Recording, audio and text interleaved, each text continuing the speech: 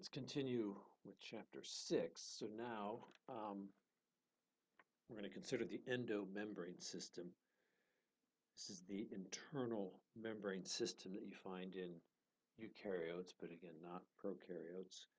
So it's going to include the nuclear envelope, this membrane, this double membrane that surrounds the DNA and the nucleolus, and its connected endoplasmic reticulum. Um, so information flows from the nucleus out to the ER in the form of RNAs, particular messenger RNA. And so that contains the instructions for making proteins, and on the um, rough ER, you have these attached proteins where you're going to make these proteins. Now you also have smooth ER as part of the endomembrane system. Smooth ER is ER that's responsible for making certain types of carbohydrates and lipids that are needed inside the cell.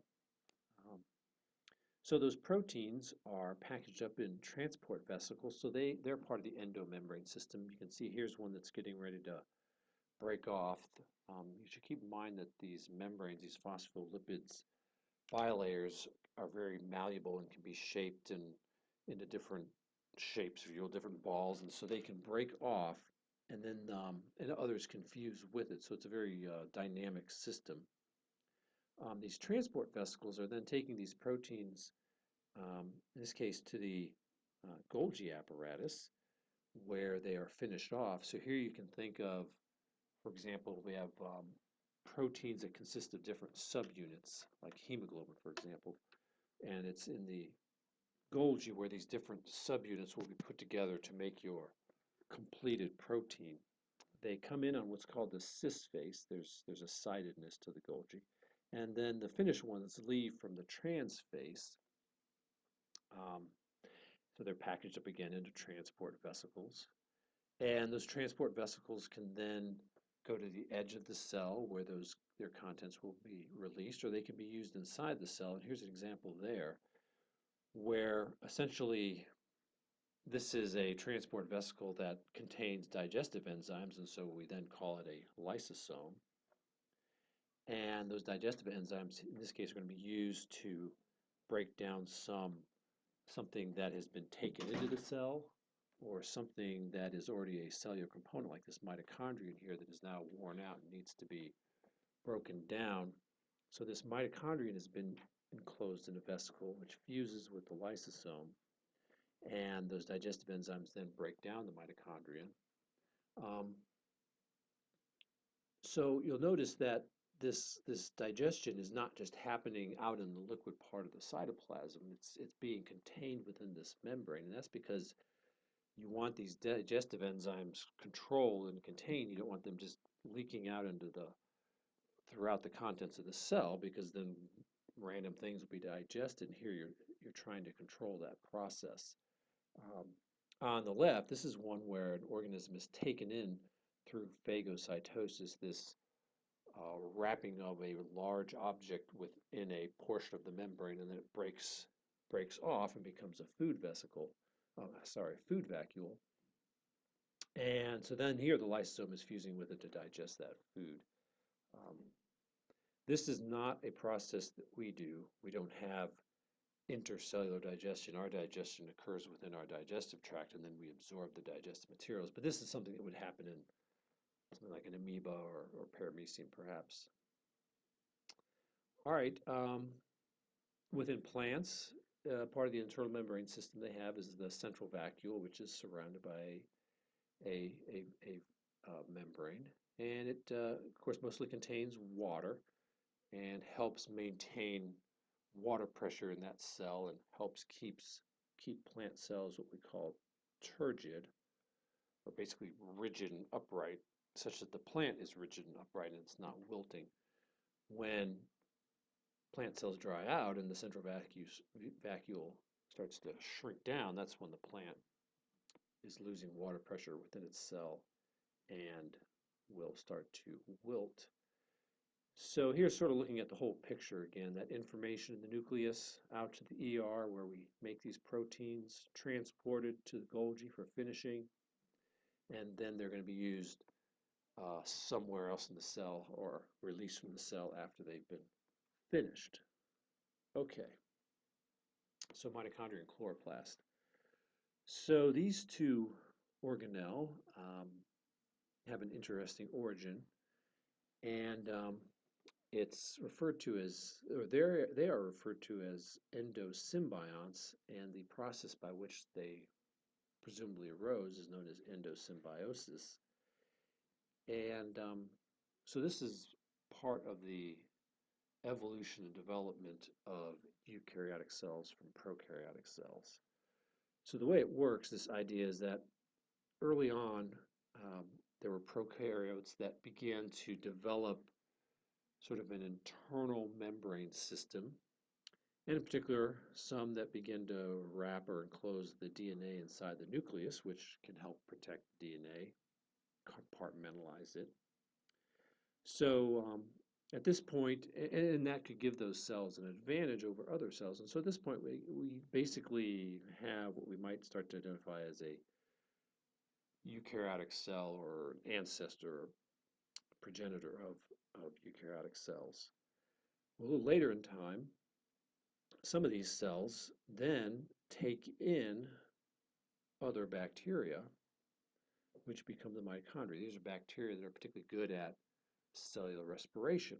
Now, the cell would have normally been taking this in to eat it, to consume it through phagocytosis, but presumably due to a mutation in either the larger cell or the smaller cell, instead of being engulfed and consumed, it was engulfed and just started living inside of the bigger cell. So it became an endosymbiont, an internal symbiont. Keep in mind that a symbiosis is any kind of close relationship you have with two different organisms, two different species. All right, but then eventually it became part of the cell, and so as that cell would divide, it would also pass on to its descendants, mitochondria.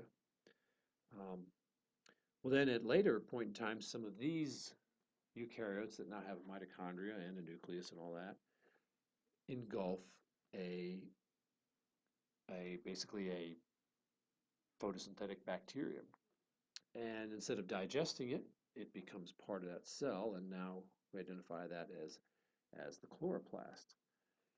Um, so now we have essentially precursors to algae and plants, the primary photosynthetic organisms. All right, so why do we think the mitochondrial event occurred first? Well, it's because when you look at all eukaryotes, protists, fungi, plants, animals, they all have mitochondria, but only a subset of eukaryotes are photosynthetic and have chloroplasts, and those are the algae and the plants. So that would suggest that the mitochondrial event occurred first, they were passed down to all eukaryotes, and then a subset of eukaryotes acquired the chloroplast later in evolutionary time. So when we look more closely at mitochondria and chloroplasts, the big deal is multiple membranes and compartmentalization. So um, the mitochondria has an outer membrane and an inner membrane that has lots of folds. Those folded portions of the membrane are known as cristae. Um, so you have the inner membrane space, and then you have the matrix on the very inside. And so, as we'll see when we look at cellular respiration, this compartmentalization and having these different compartments within a mitochondria greatly facilitates the reactions of cellular respiration and makes um, mitochondria efficient at doing that. And having this folded inner membrane creates lots of surface area over which cellular respiration can occur. We see complexity as well in the chloroplast with two outer membranes, and then the inner thylakoid membrane, which is made into these little flattened sacs known as granum. Um, Again, creating lots of surface area over which, in particular, the light reactions can occur. And then the liquid inside, the stroma, which, again, we'll see we have certain parts of the reactions occurring there on the thylakoid membrane and then also on the inside of the thylakoid membrane. Continued compartmentalization. Um, All right, next, cytoskeleton. So there's a lot of information here about the cytoskeleton. Um, you don't have to memorize all of it, but you should remember some of it. And well, you should remember that we've got three components to the cytoskeleton: microtubes, microfilaments, and intermediate filaments.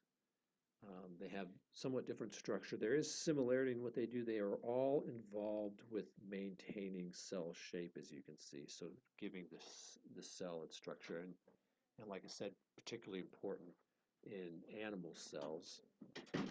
But there are some differences we want to keep in mind. So our microtubes are particularly important with cells that need to move, with cilia and flagella, and they're really important in cell division, as we'll see with moving chromosomes around the cell. Um, Microfilaments, these are important, as we'll see, with the structure of muscle cells and muscle contractions, um, and also with maintaining the shape of the cell. Intermediate filaments, these are really important, as we saw, in maintaining the shape of the cell and also with anchoring um, different organelle inside that cell. So the organelles inside of cells don't just move around haphazardly. They're typically held in place, and it's these intermediate filaments that do that. Here you can see some images, some drawings of what these things look like. Microtubes, as the name suggests, are tubes. They're hollow on the inside, but you can see they consist of all sorts of subunits here, many subunits, and the same um, with the microfilaments and intermediate filaments. They're very large, complex proteins with lots of subunits. That allows, in fact, they're made of these subunits, allows for them to be dismantled, to be made larger, shorter, taken apart, put together. Um, and here, the rest of this section just has, again, some of these jobs. Again, microtubules, the centrosome in animals are these microtubule organizing regions where they're made and dismantled. Um, Microtubes also are very interesting, are used as pathways by which organelle are moved around cells. There are these motor proteins that literally walk along the microtubes. It's kind of curious. Microtubes are really important with, like I said, cell movement, whether it's cilia or flagella, because the cilia and flagella have these microtubules that run along the length of that structure, and as they slide past each other, that's what causes the cilia or flagella to move back and forth in this whip-like motion. This is a good place to talk about unity and diversity of life, because the unity is here was when you look at cilia and flagella, it doesn't matter what the organism is, whether it's a protist, those few plant cells or animal cells that have them, the structure, the internal structure of cilia and flagella is the same in all of them. So it's in a diversity of organism, but there's unity in where that, or the origins of that structure. So the fact that their internal structure is the same in all these wide variety of organisms suggests that they have a common ancestry because of that similarity of that structure. Um, so here's in muscle cells, you got actin and myosin filaments, these proteins that slide past each other that allow for muscle contractions. Um, and this is just an amoeba and how it uses its cytoskeleton to sort of create these pseudopodia, these false feet that it can use to move around through the water. All right, section 7, I only have a minute to go. Talks about what we have outside of cells in terms of plants, this thing called the middle lamella, which glues plant cells together. And in animals, the extracellular matrix, which in the next chapter, which is all about cell membranes, we'll talk about this in more detail, but it's this series of proteins and carbohydrates attached to proteins that are used to basically glue cells together, and as we'll see, are also used with communication between cells, because there's a connection between the proteins of the extracellular matrix and these proteins in the membrane and proteins on the inside of the cell. And then in animal cells, some of these proteins are used to glue plant cells or animal cells together as well. Okay, I've run out of time.